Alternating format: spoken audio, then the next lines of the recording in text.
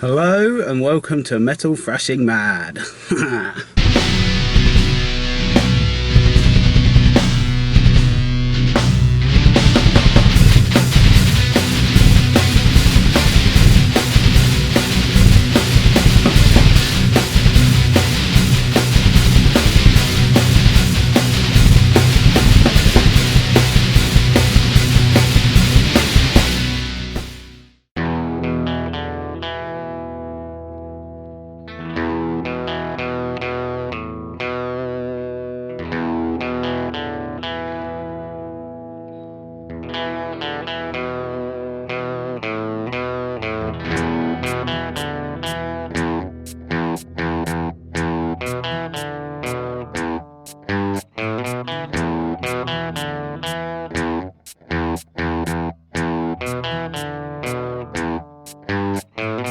So here we are in the 2013 Ford Focus EcoBoost.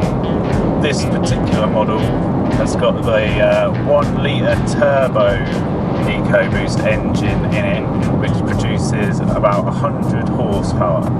I'd heard good things about the EcoBoost engine, but I am a bit disappointed with the performance of this car. But firstly, we'll say first impressions is how quiet the car is engine wise and build quality. There's no creaks or anything, but it is like a brand new car. Engine wise, because it is so quiet, it can be a bit of a problem. I found myself bouncing off the rev limiter and stuff a couple of times, especially if you have the radio on, because you literally cannot hear the engine at all. Like this is in fourth. Yeah, not anywhere near as loud as a lot of other cars. I've driven other cars that we normally have on the Retro Lab.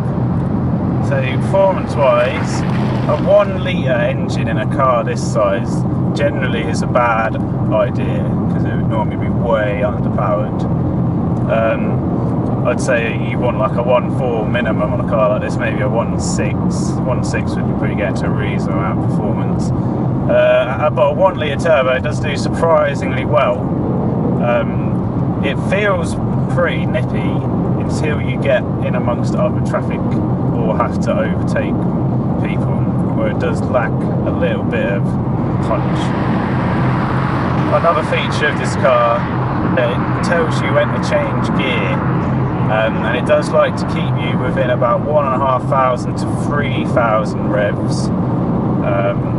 You end up going into like 4th in a 30 zone and 5th anything above 30, really, like 40 limits. It tries to put you in 5th, and I guess that's probably how the engine is kind of mapped. Like, you get quite a nice amount of torque, you don't get much top end power, and I suppose from a 1 litre turbo, most of that power will be from the turbo. So if it's not got a big turbo, it'll just run out of puff. Because there's the Formula Ford race cars, which was featured on a video I saw on YouTube recently, which made me quite interested in the EcoBoost engine, because it's the 1 litre apparently from the Fiesta, completely stock, just with a remap and the turbo off the 1.6 EcoBoost engine, and it made like, I can't remember now, like somewhere over 200 or 400 brake or something ridiculous from a 1 litre engine. But the remap must just be maximum fuel, maximum boost, maximum air, whereas this, it just tries to ease you up to the speed limit or whatever speed you're trying to get to. So like I said, the car feels reasonably sporty and responsive until you get on a road and there's other cars. Take you to the grid roads and we'll explain what I mean. Because on the grid roads, on the way to work in Milton Keynes, that is, anyone who doesn't know Milton Keynes too well, there's a lot of grid roads, which basically 60 limit with a roundabout, another 60 limit roundabout, another 60 limit roundabout, and it's the pulling away from the roundabout. Everyone else will just leave you behind, even if you have your foot flat to the floor. you literally have to go down in the first to get the boost to go the second. Obviously, you don't want to be going down in the first. Well, the way I got taught to drive, first is literally just to get you going, and then you want to stay in second, like anything above stopped basically. But in this car, if you're in second and you're going below, say 20 mile an hour, you will have no power at all. There we go. Okay, so this is in second, put my foot down, and I'm waiting. It's 12,500 revs, and that is 60 now. Obviously that was not 0 to 60. I'll show you that in a bit. The gearbox, this particular model has the 5-speed manual. It feels quite nice, quite you know, clunky and tight and stuff. This vehicle, I don't know whether it's this vehicle or all the gearboxes in general, the synchro for third seems to have a bit of an issue. If you change from second to third too quick, you can hear a proper like grinding. But other than that, yeah, the gearbox is good. Seems to have fairly long gearing, which I guess is to help you keep the revs between 1.5 and 3,000 revs, like we were saying earlier. So handling, it's got the electronic power steering as far as I can tell. The steering is very light. You don't seem to get much feedback through the wheel. I mean, the wheels could be doing anything, but this is just straight. Corners it does seem to do pretty well on, I suppose, because they'll have the RS and stuff, which you know has to be built to go fast. The chassis should be able to take quite a lot more than what this engine has to offer. So I mean, you come in, chuck it in a bend, and yeah, hold it. It holds on good. Not much understeer because you've not got much power when you put it on. One problem I did have though, as you may have seen there, a bit squirmy under braking.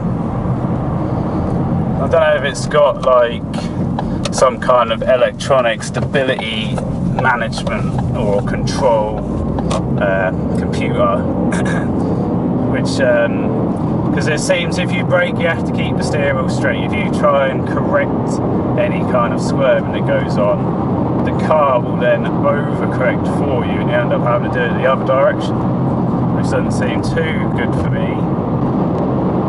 And having to keep the steering wheel exactly straight under hard braking, is that a skill you want to teach people?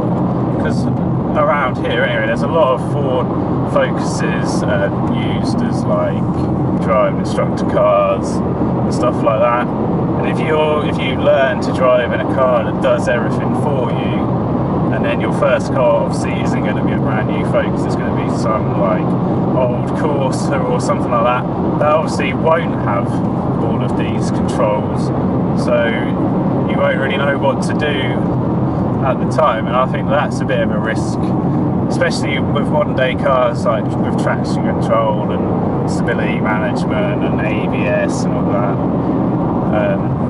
Become too reliant on the car, and then when the technology fails you end up crashing. But the brakes are very good. They do stop the car very fast. You get a lot of stopping power from these brakes. Ride quality, it does seem to be reasonably soft without being too soft. You're not rolling about all over the place. Overall it does handle well once you get used to the braking squirming and having to keep the steering wheel straight. It does seem to hold on pretty good around the bends. I mean, it is a bit tricky again. I won't say tricky. It does take a while to get up to speed, but it can do the speed limit no problem. It's like I said, you can't really get past too many cars if you did have a slower car in your way. And the interior, like I said, build quality wise, very good. There's no creaks, not that I've heard anyway. So everything's held nicely together. One problem I did have with the interior though, this vent here and this vent here, this one kind of sticks out, and when I first started driving when I went to cancel the indicator, I find myself hitting that instead. It is quite a long way away once you get used to it, but it does seem a bit of a silly place to have that. Another issue I have with these air vents is that they, two of them anyway, they blow right on your hands. So when you know, when it's blowing out cold air, you just end up with like a hot body but freezing cold hands, which isn't good. And when the heat is on, you end up with boiling hot hands, which again also isn't particularly good. So I mean, yeah, if they pointed more towards the body or your face, it would be a lot better. The interior of the cabin seems pretty nice. I mean, it's plastic, it's not like leather, it's not particularly soft or anything like that, but I think it looks okay. Very angular design seems to be the style in modern cars these days. It's gone from being all round to being all kind of triangles and squares. Luckily this doesn't have any kind of touchscreen thing or buttonless controls. It's good to have the buttons so that when you're not actually looking at it, you've got some kind of chance of pushing the right thing. See, fiddling with controls while driving isn't normally the best idea, but you've got this stuff on the steering wheel as well, which I've never had a car with this before, because obviously we're normally used to driving pre-2000 cars here on the Retro Lab. But it's good to be able to control the stereo and the trip meter and that from the steering wheel. The dials and stuff, instead of being a normal red, they are like blue, which I think looks quite nice. It seems to be the new eco colour, because you've got the Blue Motion VW cars and all that. So obviously blue is more eco than green now. So overall, I'd say that the Ford Focus 1 litre turbo EcoBoost is a very good car. I mean, overall it's good. Handles well, stops well. The only problem is just not got enough power. This engine in like a Fiesta would probably be fine. It's just the Focus is just too big a car for it. So yeah, this car is probably most suited for someone who lives in like a city, like a big city, where there's lots of 30 zones. Yeah, well, you won't really ever get up to 60 and stuff. I mean, around the town it is fine. Would I buy this car? Probably not. What kind of person would buy this car? Someone who wasn't bothered about driving fast. If you just needed it to go to work or the shops or take the children to school, this car is probably ideal. I've been getting, well, when I got in the car it said 39 miles a gallon. My normal drive I've been getting 30 miles a gallon, when in my Audi, the 1.8 turbo, I get like 19 miles a gallon around Milton Keynes, just because of what we said before about the grid roads and the roundabouts. It's all acceleration, which obviously drinks the fuel. So yeah, if speed wasn't a priority, you wanted to save petrol, and you just want to take the kids to school and generally drive around in a nice quiet car, no creaks, no loud exhaust, no loud engine, this car probably would be ideal. Right, 0 to 60. See if we can do it down here. Is it not down there? Right, 0, build the revs up, go. Right, that's 20, 30, change in a second. It's 40, 50, and there's 60 now. There's a bit of a bump there, so had to lift off, but I mean, it's reasonable acceleration, especially from a 1 litre engine. It's surprising, you do forget that it's a 1 litre engine. Another thing I found with obviously what I assume is the mapping and it telling you when to change gear and stuff, you do tend to find yourself just kind of cruising around in this car. It's like an ideal car just to kind of potter about in and stuff. But I mean, it does handle well when you drive it fast, so it's just getting it to that speed is the problem. Yeah, I think that's about it. Oh, it's got stop start as well, which is a thing I was going to talk about actually. I forgot about that. When you stop, it just cuts the engine, But in my Audi, in the manual, it said you don't want to just turn a turbo engine off because the oil will still be in the turbo, so it won't drain out properly. You want to let it sit so that all drains out and then it's okay. And you don't want to rev it and then turn it off because the oil gets pumped through by the engine and obviously it won't be lubricated and it will still be spinning. But with this stop-start technology, it seems to just cut it out, sew it up, cut it out, sew it up. And surely that's not a very good for the turbo. But I guess Ford would have investigated this. Maybe there's some kind of electronic oil pump or something. We'll have to look into that further and maybe let you know. But anyway, I guess that's about it for the review. I hope you found it informative and has maybe helped you come to some kind of decision about the vehicle. Alright, thank you very much.